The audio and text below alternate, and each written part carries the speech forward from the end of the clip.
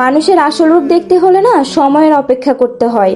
কারণ প্রথম পরিচয় সবাই ভালো হতে পারে, সবাই মিষ্টি কথা বলতে পারে, কিন্তু সময় বলে দেয় কে সত্য আর কে অভিনয় করছে। সুখের সময় অনেক মানুষ পাশে থাকে, কিন্তু দুঃসময় এলে আসল মানুষগুলোকেও চিনে ফেলা যায়।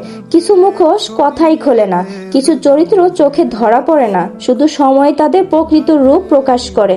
তাই মানুষকে তাড়াহুড়ো করে বিচার করো না, সময়কে একটু সময় দাও, সে নিজে বলে দিবে কে আপন আর কে শুধু প্রয়োজনের মানুষ। আসসালামু আলাইকুম everyone, welcome back to my another blog. আশা করি সবাই অনেক অনেক ভালো আছেন।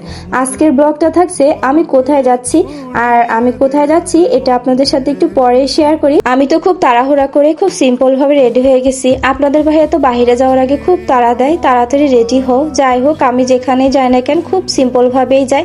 এই ড্রেসটা খুবই আরামদায়ক, যেমনই হোক না কেন। একটু হোয়াইট কালার ড্রেসের উপরে গোল্ড কালারের কাজ, এটা আমি একটা শপিং মল থেকে আনছিলাম। তো ড্রেসটা আমার খুবই ভালো লাগছিল। আপনাদের কাছে কেমন লেগেছে অবশ্যই কমেন্ট করে জানাবেন।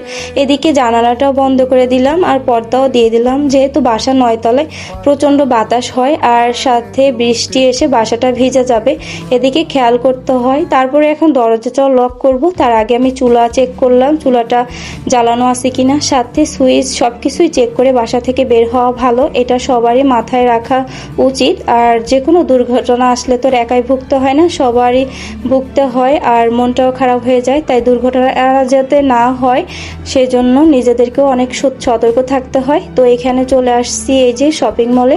আমরা যে বাসায় যাব আমাদের দাওয়াত দেওয়া হয়েছে, ওই বাসায় একটা ছোট্ট বেবি আছে 6-7 মাসের। তো এই কুটু বাবুটার জন্য এখান থেকে এখন নিয়ে যাব একটা ড্রেস, একটা না 2-3টাই কিনবো। তো এখান থেকে ভাবতেছিলাম কেমন ড্রেস নিব, তো যেটাই নিতে চাই ওইটাই একটু বড় হয়ে যাবে। 2-3 বছরের বাচ্চাদের ছোট বেবিদের ড্রেস কিন্তু ওরকমের পাওয়া যায় না ভালো। তারপরে কি আর করা, এই ড্রেসটা আমার অনেক পছন্দ হয়েছিল। তো আপনাদের ভাই বলতেছিল যেহেতু পড়তে পারবে না এখন, এটা নিও না। তারপরে একদম সিম্পল ভাবে 2-3টা ড্রেস নিয়েছি যাতে এখন আরামদায়ক ভাবে পড়তে পারে।